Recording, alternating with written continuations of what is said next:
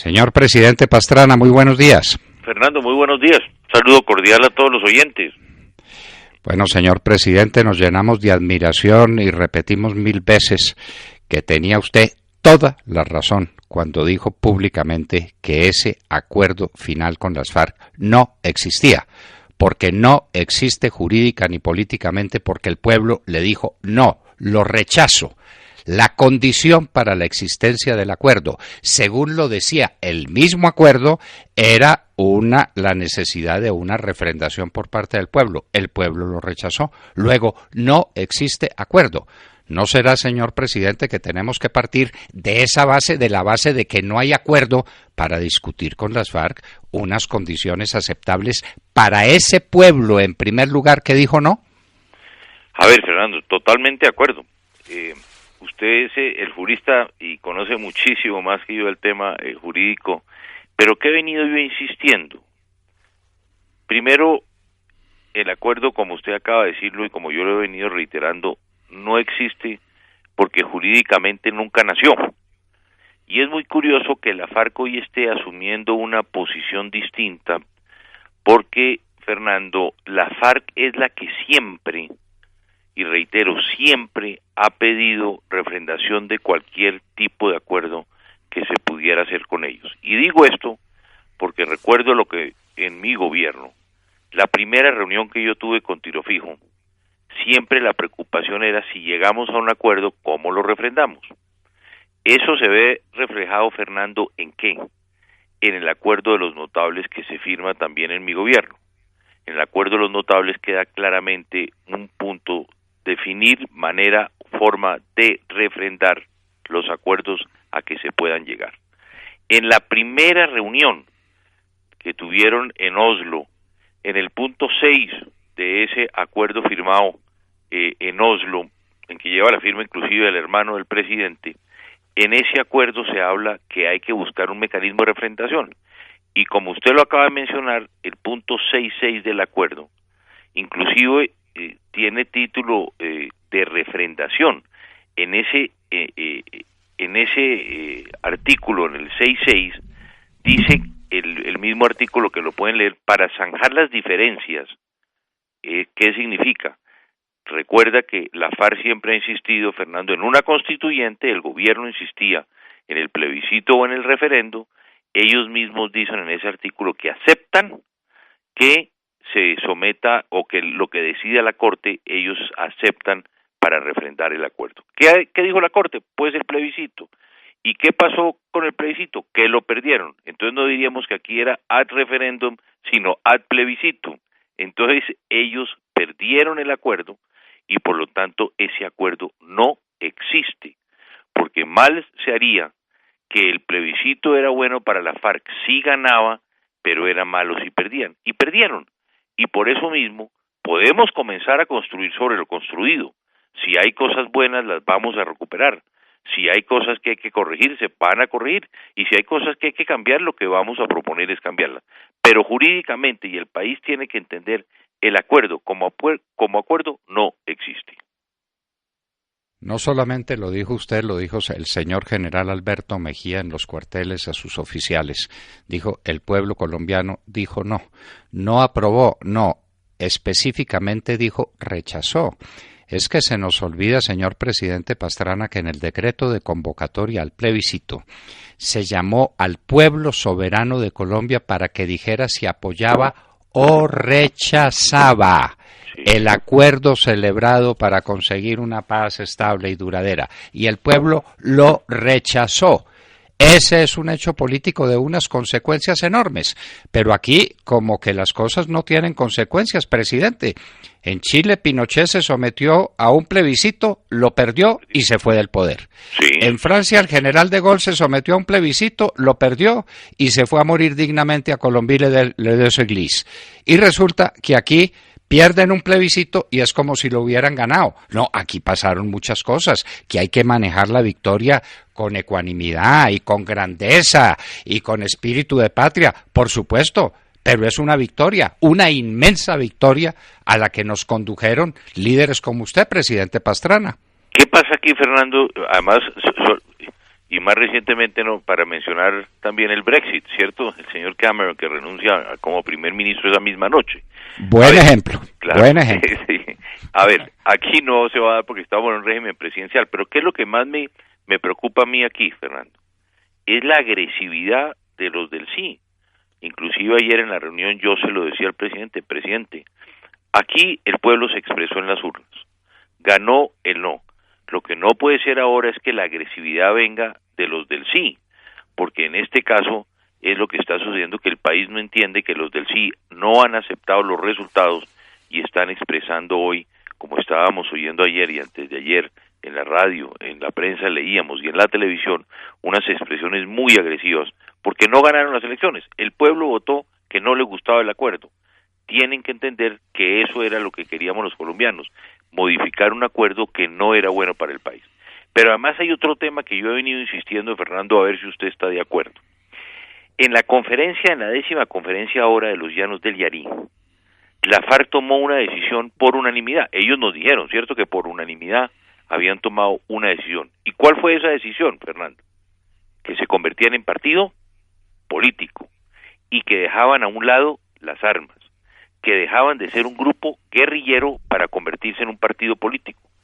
Ese partido político de las FARC fue el que se sometió el domingo a las elecciones y perdieron. En la democracia se gana y se pierde.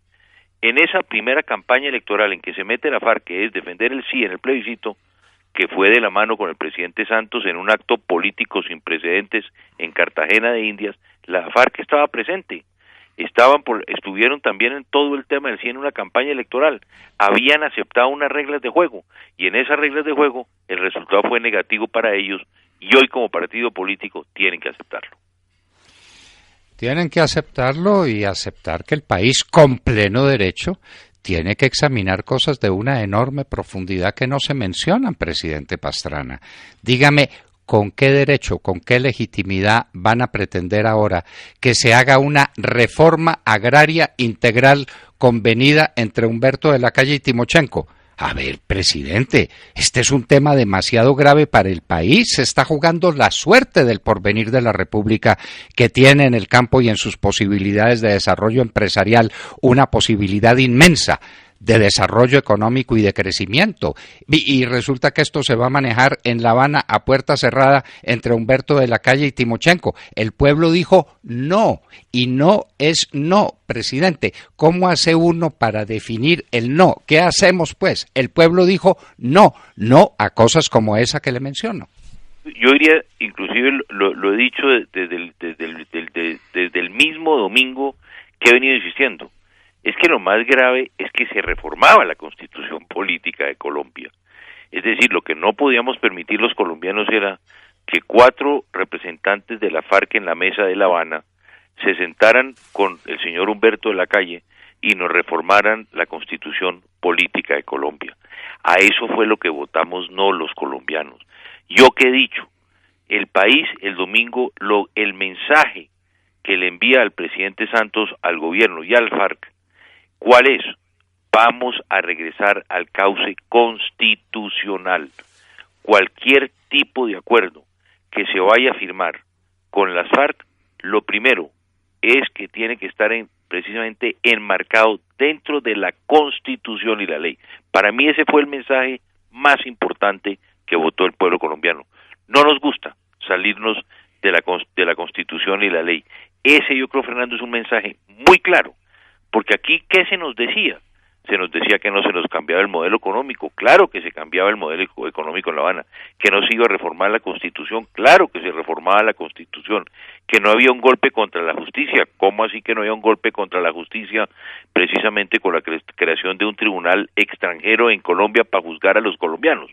Y ahora lo que estamos viendo, Fernando, es que inclusive el señor Santiago, que está en las filas del Partido Comunista Español o de Izquierda Unida, donde estuvo, creyendo de la mano de Álvaro Leiva que podían modificar la Constitución política de Colombia, pero sobre todo arrasar con la institución judicial de nuestro país para juzgar, como ya ellos mismos lo han dicho. Ya usted oyó esta semana las venganzas que salían de los labios del señor Santiago contra los expresidentes, contra los colombianos, por haber votado no. Esa es la decisión del pueblo. nos sometimos todos, unos como nosotros que dijimos hay que hacer un buen acuerdo, ganamos, y los del sí perdieron. Señor presidente, iban a reformar la Constitución, pero no de cualquier manera. La iban a reformar de manera que le metían a la Constitución 297 páginas. Es decir, eso no tiene antecedente en la historia constitucional del mundo. Pero además se las metían para siempre porque estaban nada menos que con la pretensión de convertir esto en un acuerdo especial en los términos de los acuerdos y protocolos de Ginebra para que no fueran modificables nunca. Nunca nos iban a dejar una Constitución con 297 páginas absolutamente inmodificable. Y el pueblo colombiano dijo, a eso no le jalo, lo rechazo. ¿Lo habrán entendido? Yo creo que el presidente ayer con la reunión que tuvimos con el presidente, en mi caso, el presidente Uribe, el procurador que estuvieron en Palacio. Yo creo que ayer el presidente ya comenzó a entender que era importante reunirse con los ganadores y no con los perdedores, porque a mí me llamó la atención que el lunes el presidente Santos se reunió fue con los perdedores. ¿Quiénes son los perdedores? La unidad nacional, esa unidad nacional en que tristemente estaba la directiva del Partido Conservador, Fernando, que pierde también las elecciones, y yo creo que tampoco todavía lo han entendido, porque nuestro mensaje fue a las bases conservadoras, digo mi mensaje como conservador, y el Partido Conservador, Fernando, fue fundamental el domingo. Yo creo que el Partido Conservador, por los cálculos que hemos hecho, pudo poner entre 2 y 2,5 millones de votos. Si vemos todos los departamentos conservadores, ganó el no. Por lo tanto, fue muy importante esa participación de las bases en contra de sus propias directivas. Esto fue fundamental. Yo creo que ayer el presidente ha entendido el mensaje. Todavía yo creo que al interior del gobierno no sé si tienen en concreto que el acuerdo existe. No existe. Yo he dicho y lo he reiterado, la canciller de Colombia tiene que salir con maleta a recoger los acuerdos que dejó precisamente en las Naciones Unidas y en la Confederación Suiza. La canciller, ¿con qué cara se le va a presentar hoy al mundo, Fernando? Cuando fueron a las Naciones Unidas a decir, Colombia ya hizo un acuerdo de paz. ¿Con qué cara va a ir a la Unión Europea a decirles que Colombia, ella les vendió la idea de un acuerdo de paz y no ganó esa paz? O al Santo Padre, ¿cómo le va a decir que lo habían comprometido en una campaña por el sí en Colombia y que no hay un acuerdo de paz?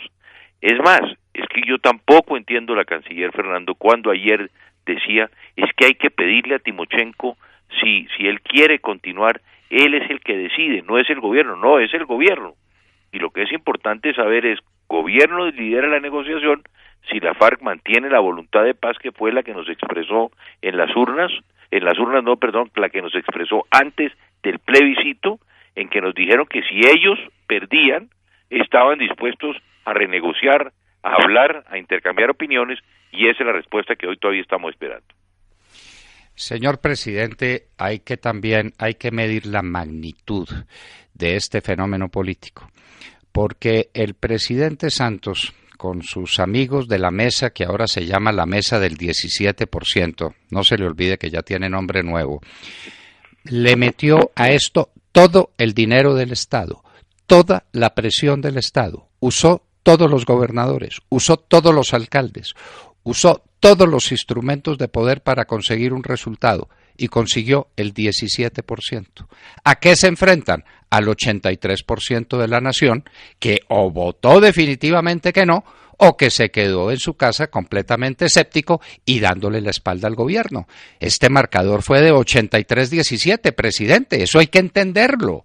Todo lo que consiguió Juan... Sí, siga, presidente. Pero ahí, Fernando, inclusive, mire, hagamos un análisis. Yo venía el otro día, al día siguiente de las elecciones, y ese mismo día me puse a pensar y dije, el voto del no, a ver si coincidimos, el voto del no era un voto sólido, ¿cierto? No nos gustan los acuerdos. El voto del sí yo lo dividiría en 3, y casi que en 3 partes iguales podemos hablar.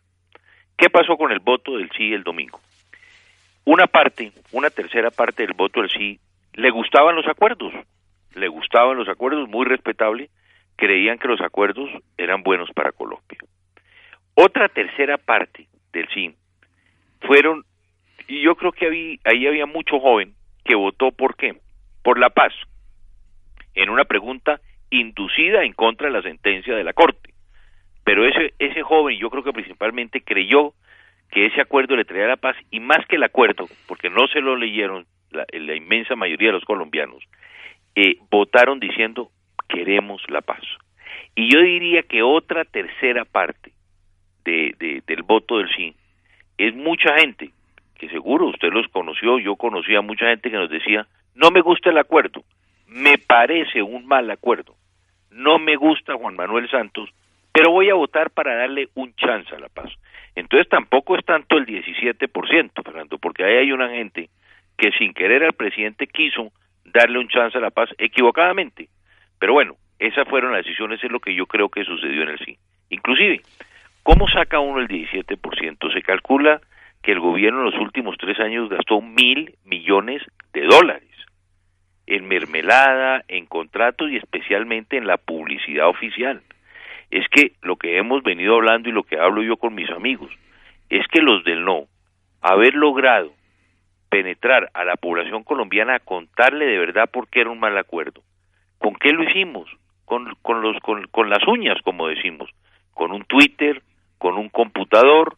No tuvimos el dinero, no había el dinero para el no, y además contra algo muy poderoso. Es que aquí lo que usted también ha dicho es que tenemos un acto político una semana antes en que están 17 presidentes de América Latina interviniendo en los asuntos internos de nuestro país, diciendo que votaran por el sí. Es que eran 17 mandatarios en televisión, el señor Timochenko y el presidente Santos, diciendo hay que votar por el sí. El secretario de las Naciones Unidas, el Santo Padre, y el secretario de Estado diciendo, si gano, imagínese esa publicidad, si gano voy a Colombia, el Santo Padre, la Unión Europea, todos en contra del no, a favor del sí, expresando e interviniendo. Por eso la carta que enviamos el presidente Uribe y yo a los mandatarios del mundo diciéndole, por favor, no intervengan en los asuntos internos porque violan, y así creo yo que se violó la Carta de San Francisco, la Carta de las Naciones Unidas y resoluciones que han emanado de las Naciones Unidas. ¿Frente a qué? Frente a la no intervención en los asuntos internos de un país.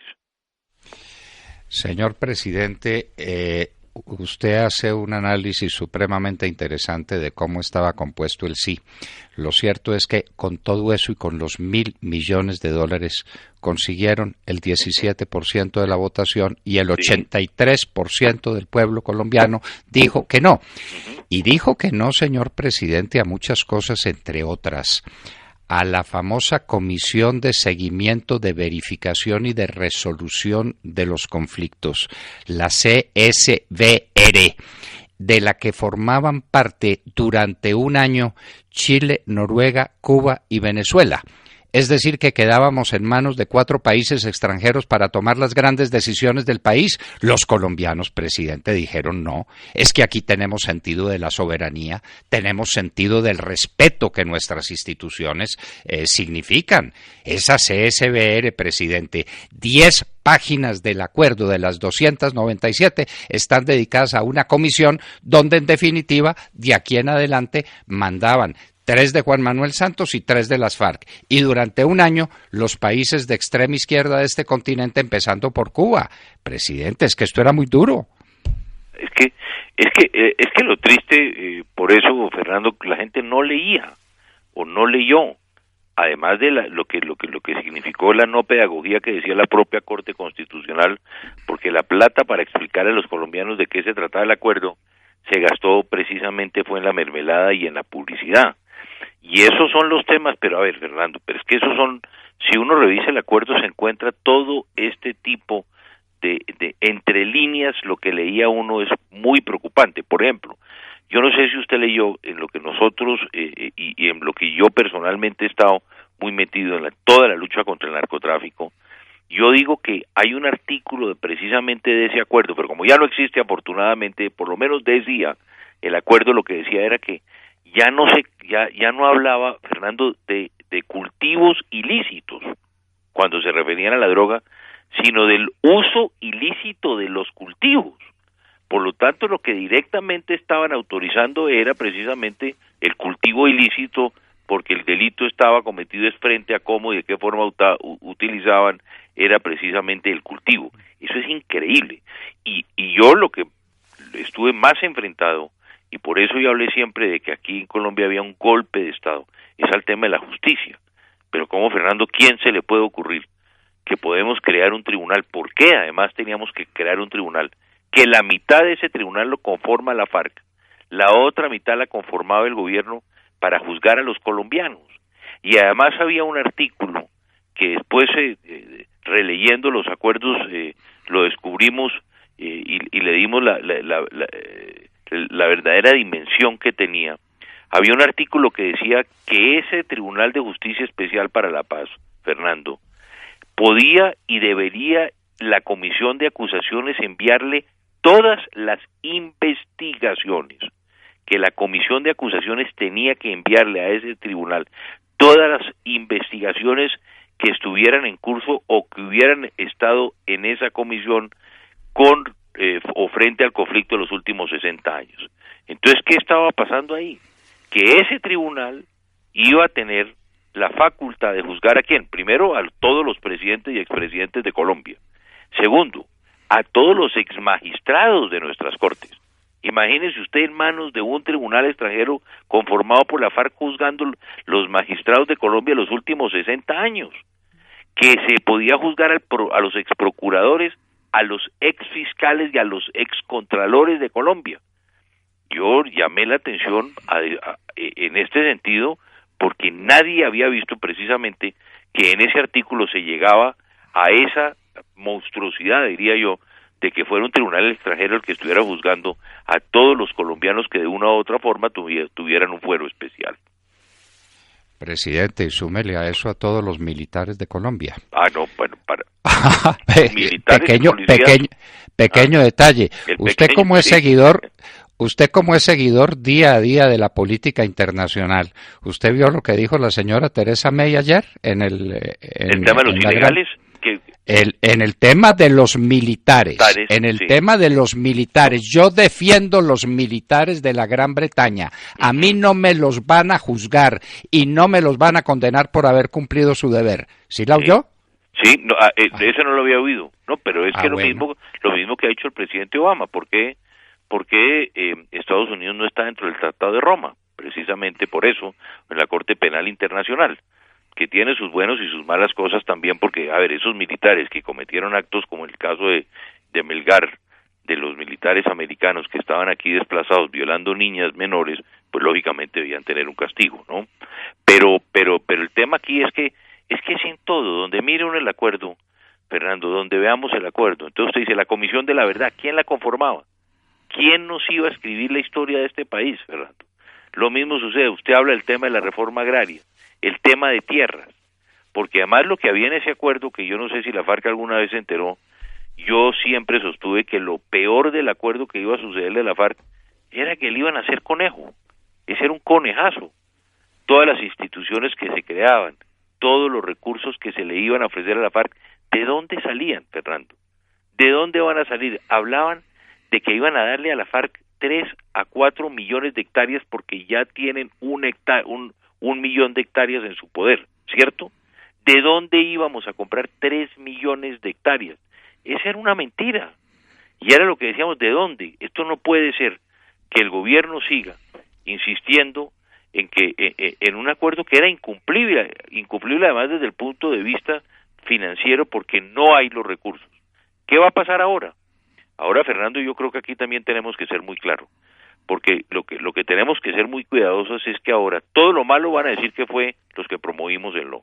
Fíjese que están comenzando a mover el tema económico, que como no se dio el plebiscito, entonces nos van a bajar la calificación y no.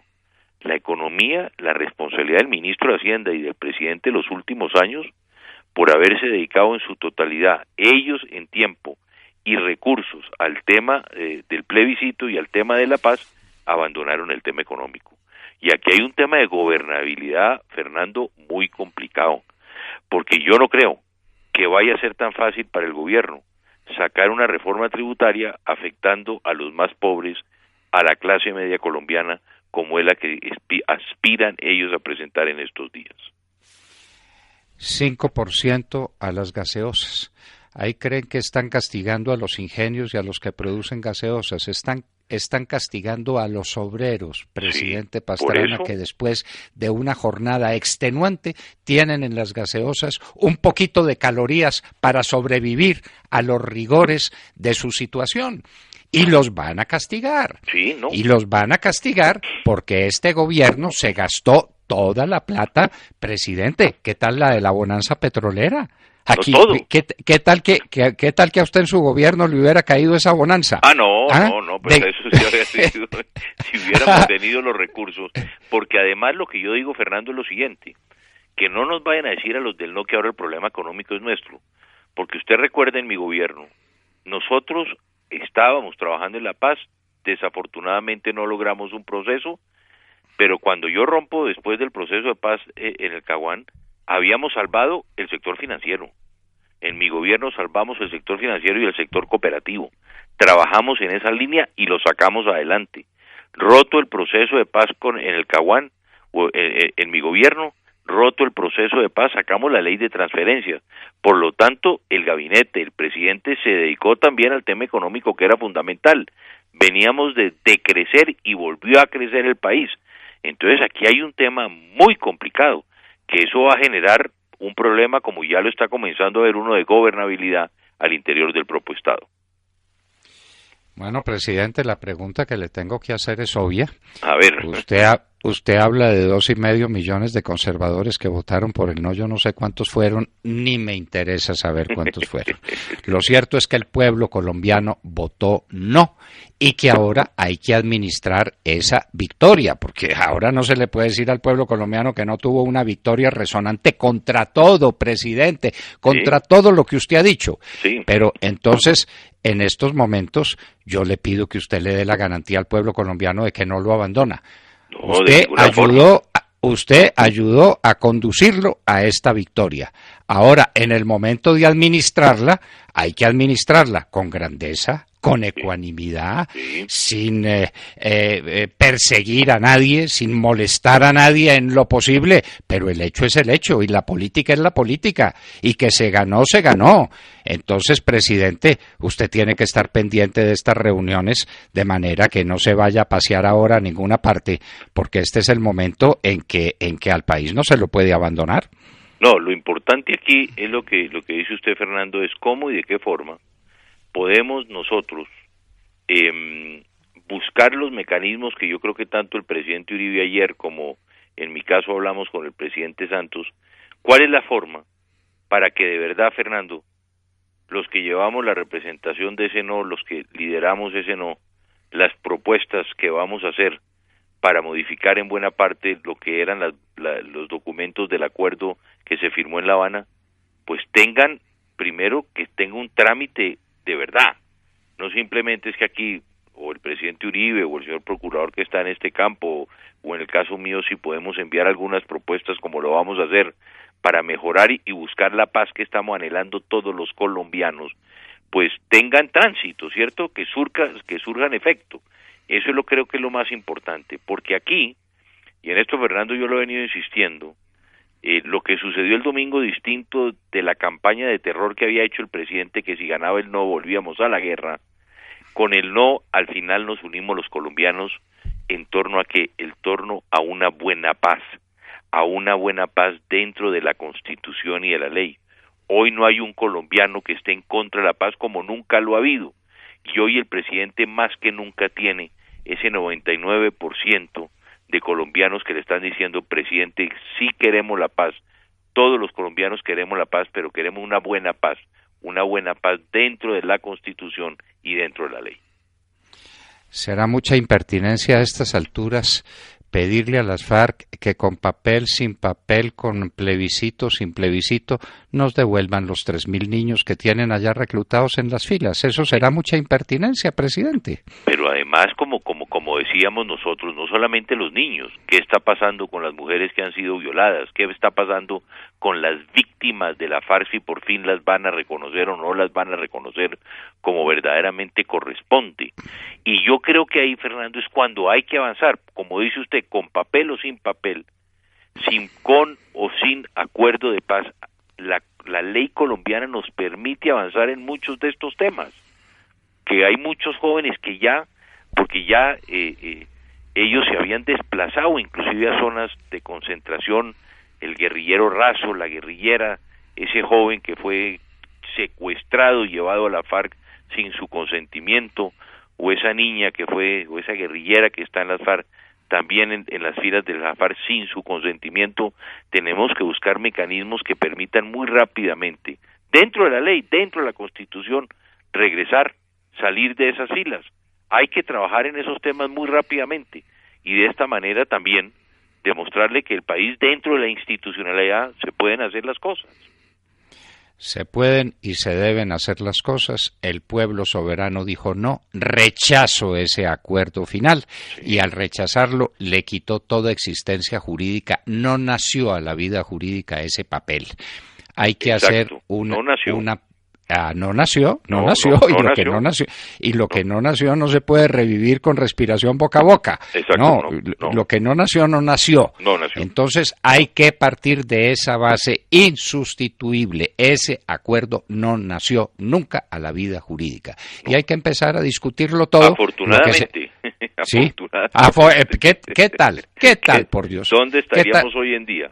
¿Dónde estaríamos metidos? Ahí sí no nos estarían tratando con la ecuanimidad y con la magnanimidad con que los estamos tratando de aquí para allá, como corresponde, con grandeza. Este es el momento de la grandeza, pero el momento que hay que aprovechar para hacer una paz verdadera para Colombia, entre otras, presidente, destruyendo el narcotráfico. Usted como presidente de la República lo sabe muy bien. Mientras aquí haya narcotráfico, no habrá paz. No habrá seguridad, jamás. Es que mire todo, es decir, en un acuerdo, Fernando, que se movilizó también, que a veces nosotros no hacemos el análisis. Es que hay algo también que fue muy importante al final, yo creo, de la campaña. El tema de la familia también fue importantísimo, que se movió. El tema de Dios. Mire que las distintas iglesias, evangélicas, católicas, cristianas, también estaban en contra, ¿no es cierto?, de lo que estaba planteado en ese acuerdo. Es que de verdad, cuando se leía, reitero, el acuerdo, en los distintos temas, cualquiera que uno tocara, encontraba de verdad a veces unas cosas que uno decía, esto no puede suceder, no nos puede suceder a los colombianos. Y ya como usted le dijo, afortunadamente ganó el no. ¿Qué tal hoy? Con 297 páginas en una constitución nueva, reformada ni siquiera por los 5.900, por 4 personas sentadas en La Habana con 4 o 5 representantes del gobierno del presidente Santos. Bueno, presidente Pastrana, entonces, en síntesis, ¿firme? Firme siempre, no? Siempre estamos firmes. Ustedes saben que seguimos representando y en lo que podamos aportar a una buena paz, vamos a continuar trabajando. Presidente Andrés Pastrana, no sabe cuánto le agradecemos estas palabras que nos devuelven la fe en Colombia y en su destino. Muchas gracias, presidente. Muchas gracias, Fernando, a usted por la invitación. Bueno, queridos compañeros de la mesa, ¿oyeron o no oyeron? Bueno, esto ya nos da más tranquilidad, pero esperamos que los blandengues se pongan y se amarren los calzones, porque esto no lo podemos dejar así en manos de unos tipos que están esperando allá que les van a dar en la Casa de Nariño. Ganamos los del no, y hay que hacer respetar el resultado, que no sean blandengues los otros. El pueblo colombiano se manifestó y hay que hacer una buena paz, generosa, amplia. A mí pues, se sientan allá, me va... Se sientan allá con guapa y quedan arreglados. No. ¿Cómo le parece? No, pues? Pero el llamado de Pastrana fue muy interesante, doctor Londoño, porque en últimas lo que está diciendo es, uno, los del no también queremos la paz, pero también le dice al gobierno de alguna manera, usted es el responsable de esto, porque usted acuérdese como quisieron zafarse, lo que dijo la canciller doctor Londoño, de decir, bueno, que ahora los del no miren a ver, ¿se acuerda? No, que Timochenko resuelva, ¿qué tal? Claro. Lo que dijo el presidente Pastrana, a quien vamos a ungir como jefe único del Partido Conservador. Claro, Santiago, y la crisis económica es por cuenta del no.